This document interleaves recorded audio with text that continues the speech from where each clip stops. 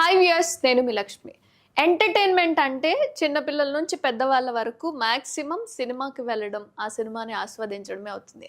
కానీ ఇప్పుడు వస్తున్న సినిమాలతో పాటుగా సాంగ్స్ కూడా అంటే ఒక స్టోరీ తీసుకొని అందులోనే సాంగ్ మొత్తంలో ఆ స్టోరీని అంతా చూపించడం జరుగుతూ ఉంటుంది.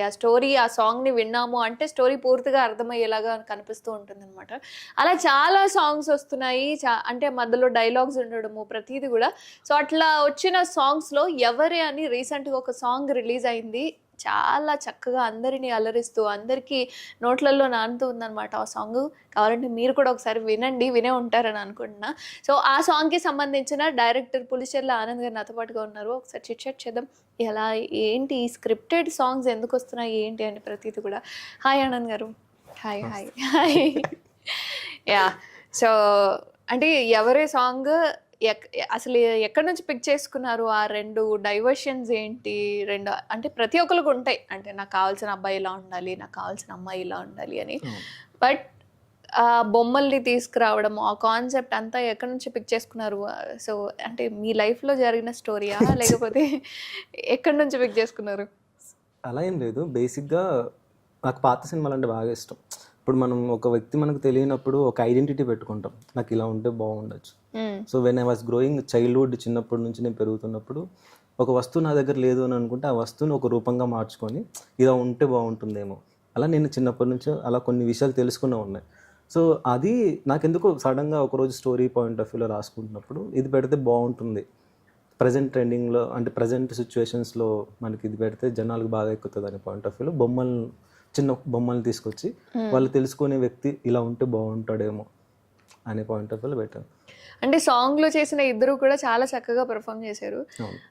అంటే ఆవిడది రాజస్థాన్ అని విన్నాను. మరి తెలుగు అబ్బాయిని రాజస్థాన్ అమ్మాయిని ఇద్దరిని కలిపి ఒక సాంగ్లో ప్రజెంట్ చేయడం ఎందుకు వాళ్ళిద్దరిని పిక్ చేసుకున్నారు? యాక్చువల్లీ డిఫరెంట్ థాట్స్ పర్స్పెక్టివ్లో ఉన్న పర్సన్స్ కాబట్టి, so 2 different genre of people ఉంటే బాగుంటుంది అనే పాయింట్ ఆఫ్ వ్యూలో తీసుకోవడం జరిగింది. సో హైదరాబాద్ అబ్బాయి, ఒక తెలుగు రాణి, ఒక రాజస్థానీ అమ్మాయి, బట్ వాళ్ళిద్దరూ హైదరాబాద్లో ఉండాలి. సో అది అలా అని చెప్పి నేను రాజస్థానీలో అంటే వాళ్ళ లాంగ్వేజ్లో మాట్లాడించడం కుదరదు కాబట్టి తీసుకొచ్చి మళ్ళీ నేను తెలుగులోనే మాట్లాడించడం జరిగింది. మళ్ళీ మేము అర్థం చేసుకోవాలి, ట్రాన్స్లేట్ కింద పెట్టి ఈ డైలాగ్ ఇది తెలుగు అర్థమని. అందుకోసమే but different souls of persons bodies అనే పర్స్పెక్టివ్లో తీసుకొచ్చి హైదరాబాద్లో ఉండే కథను తీసుకొచ్చి చెప్పడం జరిగింది. అంటే ప్రొడ్యూసర్ని కలిసిన తర్వాత సాంగ్ని డిజైన్ చేసుకున్నారా? సాంగ్ని డిజైన్ చేసుకున్న తర్వాత ప్రొడ్యూసర్ని మీట్ అయ్యారా? సో ఆయనకు కూడా నాకు సాంగ్స్ చేయడం అంటే చాలా ఇష్టం అని చెప్పి తెలుస్తుంది. మరి ఎలా ఈ పికింగ్ ఎలా జరిగింది ఇద్దరు కాంబినేషన్లో? స్టోరీ చేసిన తర్వాతే ప్రొడ్యూసర్ దగ్గరికి వెళ్ళాం. యాక్చువల్లీ ఇది ఎలా జరిగిందంటే బిఫోర్ మేము ఎవరు సాయి అండ్ వంశీ ముగ్గురం మేము టీమప్ అయిపోయేసి we just want to portray our selves to the film అంటే జనాలందరికీ మనం తెలియాలి. Sai Vardhan okay, music director, hero Vamsi, నేను ముగ్గురం కలిసి కాంబినేషన్లో చేద్దాం అనే పాయింట్ ఆఫ్ వ్యూలో చేసాం. It was started around 1.5 years back. So later on producer interest చూపించారు. సో ప్రొడ్యూసర్ ఇన్వెస్ట్ చేస్తున్నప్పుడు కూడా he don't know the concept of the song. Direct producing ఒప్పుకున్నారు. బట్ బికాస్ ఆఫ్ వర్ధన్ ఆ సాంగ్ ఏదైతే ఆడియో ట్రాక్ విన్నారో audio track వినేసి చాలా బాగుంది, I just want to produce అనే పాయింట్ ఆఫ్ వ్యూలో వచ్చారనమాట. సో లేటర్ ఆన్ షూట్ అంతా అయిన తర్వాత ఒకరోజు కాల్ చేసినప్పుడు రఫ్ ఎడిట్ పంపించిన తర్వాత కొన్ని చోట్ల నాకు డౌట్ ఉంది అనే పాయింట్ ఆఫ్ వ్యూలో సార్ అడిగితే ఇలా ఉంటుంది సార్ అంటే అచ్చా ఓకే ఇదా కాన్సెప్ట్ బాగుంది అని అలా చెప్పారు.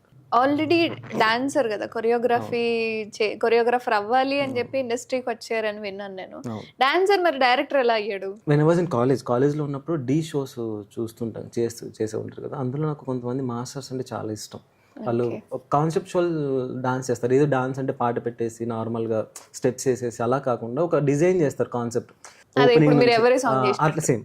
బట్ ఇది ఏంటంటే కమర్షియల్ పాయింట్ ఆఫ్ వ్యూలో అక్కడ ఏంటంటే స్టెప్స్ ఉంటాయి, ఇక్కడ ఓన్లీ స్టోరీ టెల్లింగ్ ఉంటుంది. అందులో స్టెప్స్తో పాటు స్టోరీస్ చెప్తారు. అది నాకు చాలా ఇష్టం. అది అరే నాకు అంటే అప్పటి వరకు నేను చూసిన డాన్స్ వేరు, థియరీ వేరు. సడన్గా అది చూసరికి నాకు చాలా ఇంప్రెస్ అనిపించింది. సో అక్కడ నుంచి నేను కొరియోగ్రాఫర్ అవ్వాలి, అయితే నేను స్టోరీస్ అనే పాయింట్ ఆఫ్ వ్యూలో నేను ఎలా డిజైన్ చేసుకుంటాను. ఒక్కొక్క సాంగ్కి వాళ్ళు డిఫరెంట్ సాంగ్స్ని కట్ చేసుకొని వాళ్ళకి నచ్చినట్టు బీట్ ఎడిట్ చేసుకొని ఇలా రకరకాల కాన్సిక్వెన్సెస్ ఉంటాయి కదా. సో అది నేను చేయాలి, నాకు కూడా అక్కడ ప్యాషన్ అయిపోయింది, అక్కడ స్టార్ట్ అయిపోయింది. అది కొంతమంది ఇన్స్పైర్ చేశారు మాస్టర్స్. అక్కడ నుంచి లేటర్ ఆన్ నేను వచ్చినప్పుడు కాన్సెప్ట్ రాసుకున్నాను. డీ షోలో చేసినప్పుడు కానీ ఇవన్నీ చేసినప్పుడు అది కాస్త కొంచెం కరోనా బ్రేక్ రావడంతో ఆ స్టోరీస్ అన్నీ కూడా మెటీరియలైజ్ అవ్వడానికి direction point of view okay, మళ్ళీ డీకి వెళ్ళారా? ప్రయత్నం చేయలేదు? కరోనా అంటే ఇప్పుడు మళ్ళీ స్టార్ట్ అయినట్టుంది కదా. లేదు, I'm into direction. Okay, dancer కాస్త డైరెక్టర్ అయిపోయాడు. సో అంటే బెస్ట్ కాంప్లిమెంట్ ఏంటి? ఎవరే సాంగ్ చూసిన తర్వాత ఎవరి నుంచి వచ్చింది? మా మేడం, ఇందాక చెప్పాను కదా, మా మేడం ఫస్ట్ థింగ్. ఎందుకంటే బేసిక్గా మా మేడం చాలా మంది చెప్పారు, మేడం చెప్పిన వాళ్ళందరూ ఇప్పుడు నోట్ చేసుకుంటారు ఇది. లేదు, మేడం ఏంటంటే అంత ఈజీగా ఇంప్రెస్ అవ్వరు. ఎందుకంటే చాలా సంవత్సరాలు మేడంతో ఒక స్టూడెంట్గా ట్రావెల్ అయ్యాను కదా, అంత ఈజీగా ఇంప్రెస్ అయ్యే పర్స్పెక్టివ్ పర్సన్ కదా. బాగుందమ్మా, బాగుంది. సో లేటర్ ఆన్ రిలీజ్ అయిన తర్వాత కానీ ఇవన్నీ చూసిన తర్వాత నాకు 2-3 టైమ్స్ ఫ్యామిలీతో కూర్చొని సార్ చూసి, సార్ కూడా బాగుందన్నారు, మా పిల్లలు కూడా చూసాం, చాలా బాగుంది, ఎక్సలెంట్. అది పెట్టేసరికి నేను ఫస్ట్ థింగ్ మేడం నుంచి అది నేను ఎక్స్పెక్ట్ చేయాల. బాగుందమ్మా, ఓకే సూపర్ అమ్మా, బాగా చేస్తాం, అక్కడి వరకు నేను ఎక్స్పెక్ట్ చేశాను. కానీ ఇంత అప్రిషియేట్ చేస్తారు అనే పాయింట్ ఆఫ్ వ్యూ నేను ఫస్ట్ థింగ్ అది ఎక్స్ప్రెస్ చేయలేదు. నన్నేనా అనింది అని థాట్ అనిపించింది. డెఫినెట్ స్టేజ్ మీదకి వెళ్ళినప్పుడు నేను పిలిచాను మేడం. ఇది చెప్పిన తర్వాత అంటే నా లైఫ్లో సడన్గా ఒక చిన్న మూమెంట్ ఏం చేస్తుంది అంటే, మనకు తెలియకుండానే మన చుట్టూ అంతా ఒక అట్మాస్ఫియర్ని క్రియేట్ చేస్తుంది కదా. అలాంటి అట్మాస్ఫియర్, అరే నా గురించైనా మాట్లాడుతున్నారు, నా గురించి అయ్యండు, ఎవరో బ్రిలియంట్ నేను కాదు. నేనే ఫస్ట్ బెంచ్లోనే కూర్చుంటాను, బట్ థాట్స్ అన్నీ ఎక్కడో. మేడం కూడా చాలా సందర్భాల్లో చెప్తుంటారు, కాలేజ్ టైంలో బ్రెయిన్, బాడీ ప్రెజెంట్ ఉంటుంది, బ్రెయిన్ ఎక్కడో ఉంటుంది. సో ఇలాగా క్లాస్లో మనం కొంచెం బ్యాక్ బెంచర్ స్టూడెంట్, ఫ్రంట్లో కూర్చున్నా కానీ బ్యాక్ బెంచర్ స్టడీస్లో. మ్యాక్సిమం ఎక్కడ చూసుకున్నా సరే టీచర్స్ అందరికీ కూడా బ్యాక్ బెంచర్సే బాగా నచ్చుతారేమో అనిపిస్తుంది నాకు.